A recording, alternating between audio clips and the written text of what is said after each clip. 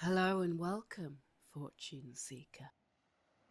In this course, you can expect an exploration of fate, fortune, and agency through the tarot, including a reading designed to meet you where you are now, a deep dive into the three concepts, and a daily fortune practice to continue to apply the wisdom you find here in your daily life. In this first session, I'll talk you through the reading, and in the subsequent sessions we'll go on to explore what comes up in more depth, with practices and suggestions for how to make this more meaningful. You may want to have your journal ready to note anything which really resonates with you and personal aha moments, or you may prefer to sit in relaxed, meditative stillness to receive the reading and let it find its way within you.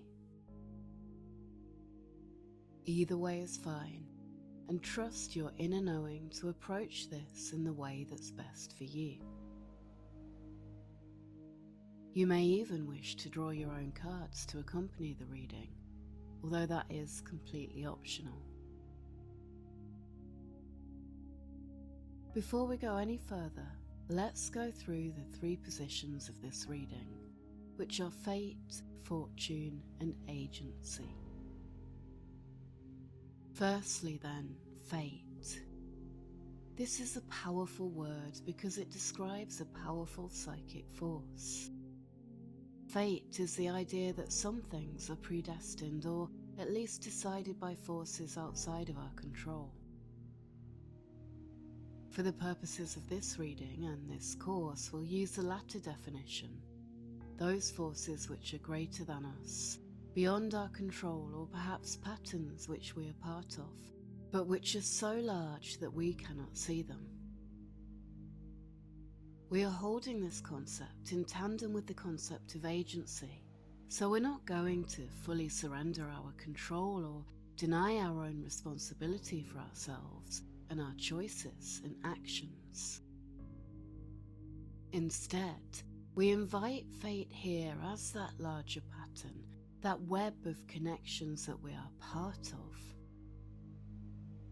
Or perhaps as the flow of tides and currents that we may be immersed in, but that we can still choose to sink, swim, surf, or float. The next position is fortune. This, simply put, can be luck, either good or bad, but when we invite fortune to smile on us, we are inviting in good luck. Recognizing the fortune we already have is one way to develop a relationship with fortune. In some ancient cultures, fortune was associated with virtue, with the belief that those who are virtuous invite in the best fortune. I see no evidence of that in the world around us. However, that is no reason not to stick to our best values in word and in deed, and perhaps we can say that living with a sense of good values is a form of good fortune. Other forms of good fortune include things going right for us, access to resources, good relationships with our fellow beings, health, wealth, safety, love, and joy. However, the very nature of fortune is random, not easily explainable, and not within our control. This position in our reading will indicate the fortune that may be coming our way just now, and perhaps how we can best appreciate and approach it. The third position is agency. Agency is about what we can control and the power we each have within us to affect our own outcomes. Outcomes are best achieved when we know what we want. This may seem obvious, but it is worth stating. This position represents how we can use our agency, our power within ourselves and within the world we live in, to invite in the fortune we wish for. It is the choices we make. Fate, fortune, and agency all weave together to create a complex and ever-changing picture which we experience as life. We may feel more or less powerful, but the aim of this reading and course is to invite in a sense of being empowered by recognizing the currents of fate and fortune and choosing how to respond to them. Please take a deep breath and go inside, asking to receive what you need.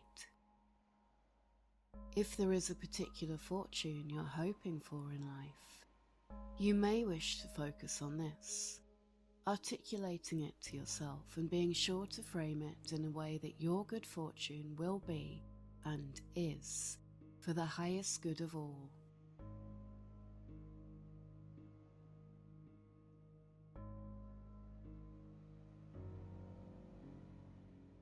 So taking a deep breath, finding that sacred place inside, asking to receive what you need, and then just listening with openness.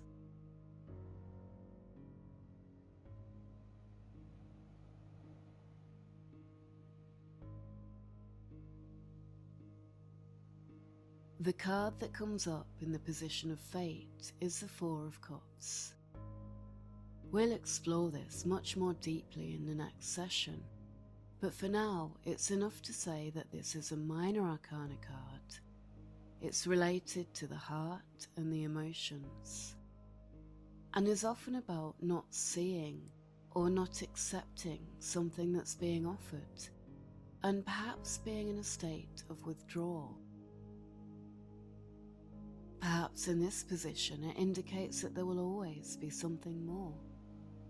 I can't wait to go into this with you in detail in the next session. The next card in the position of fortune is the Eight of Swords.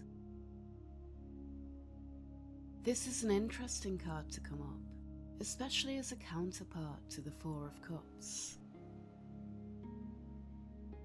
It is another minor arcana, this time related to the mind, and is often taken to represent feeling trapped, whether or not this is actually true. We'll go much further into it in the next session, but for now, I'd like to point out the resonance of the reading so far, the sense of something not seen, recognized, or taken in the Four of Cups, coupled with the sense of believing yourself to be trapped in the Eight of Swords. Their message is very similar. There is something else outside of our knowing, and I wonder if this is about the greater forces of fate and fortune, which would more typically be associated with the bigger energies of the major arcana. The third and final card, representing agency, is the Knight of Wands. This is an exciting position as it gives us ideas for what we can do, and the Knight of Wands is a card of doing. As a court card, it represents an aspect of yourself that you can call on, and the Wands is a suit of fire, passion, and creativity. I believe that this card can give us ways to seize the opportunities that fate places before us, and to step out of that feeling of being trapped by fortune into a life with much more agency. We'll go into the how and the magic of this in the next sessions. For now, before we close, I'd like to invite you to spend a few minutes with your journal, noting the first impressions that you had for the reading and any personal cards you pulled for yourself. Articulating in writing or aloud can help us to process information consciously and achieve insight, as it engages a different part of the brain than that which receives and processes at an unconscious or intuitive level.